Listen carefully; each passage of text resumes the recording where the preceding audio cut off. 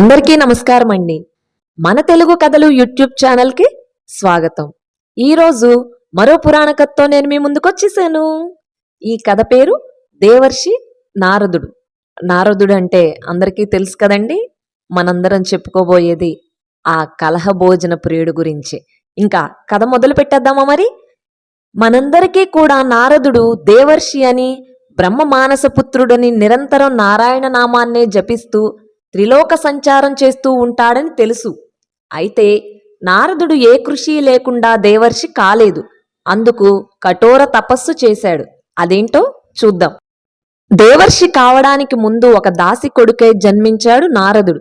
ఆ దాసి ఒక భాగవోత్తముడి ఇంట పనిచేస్తూ ఉండేది.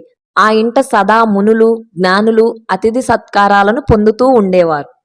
పసివాడైన నారదుడు వారికి అవసరమైనప్పుడల్లా నీళ్లు అందిస్తూ, సపర్యలు చేస్తూ, వారు మాట్లాడుకునే గొప్ప గొప్ప విషయాలను, విష్ణు మహిమలను శ్రద్ధగా ఆలకిస్తుండేవాడు.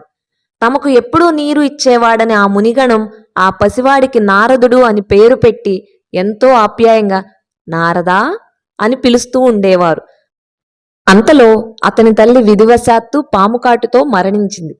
ఇంతవరకు అతనికి తండ్రి ఎవరో ఏమైనాడో తెలియదు. ఇప్పుడు తల్లి కూడా మరణించటంతో ఆ పసివాడు దిక్కులేనివాడయ్యాడు. ఇదిలా ఉండగా పులిమీద పుట్రలాగా కొద్ది రోజులకి ఇంటి యజమాని కూడా గతించాడు. దాంతో నారదుడు నిరాశ్రయుడై తిరుగుతూ ఆకలితో ఏ ఇంటి ముందైనా నిలబడితే అతన్ని దొంగను చూసినట్టు చూస్తూ తరిమేవారు. తండ్రి ఎవరో తెలియని పాపిష్టివాడని హీనంగా తిట్టేవారు. నారదుడు పరమసాధువు అవటం చూసి దుడుకు పిల్లలు రాళ్లు రువ్వి కొట్టి ఏడిపించి ఆనందిస్తూ ఉండేవారు. నేను ఈ మనుషుల్లో ఎందుకు పుట్టాను? నేనేం తప్పు చేశానని నన్నింత అన్యాయంగా చూస్తున్నారు? క్రిమికీటకాలు, అడవుల్లో మృగాలు హాయిగా బతుకుతున్నాయి అని అనుకుంటూ నారదుడు ఊరు విడిచి అడవిదారి పట్టాడు. అతనికి మునులు, జ్ఞానులు చెప్పుకునే విషయాలు గుర్తొచ్చాయి. నేనెందుకు తపస్సు చేయకూడదు? గొప్ప పుట్టుక దేవతల్లో పుట్టాలి అని అనుకుంటూ తపస్సు మొదలుపెట్టాడు నారదుడు. దిక్కులేని వాడికి ఎవడు దిక్కో, ఎటువంటిగా మొదలు పెట్టాలో తెలుసు నారదుడికి.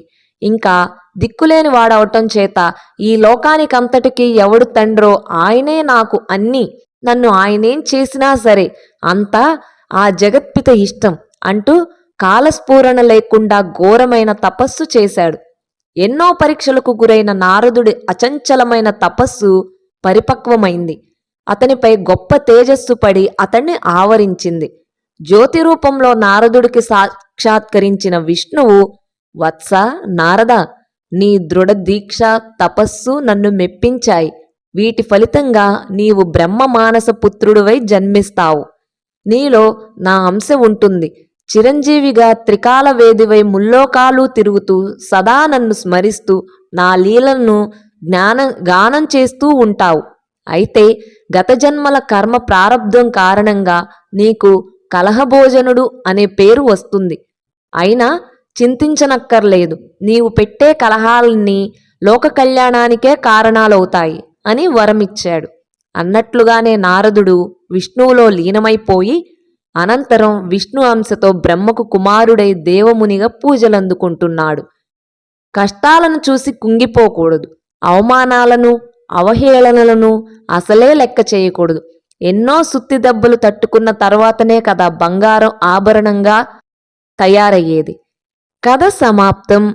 మరిన్ని కథల కోసం మన తెలుగు కథలు యూట్యూబ్ ఛానల్ని లైక్ చేయండి, షేర్ చేయండి, సబ్స్క్రైబ్ చేసుకోండి.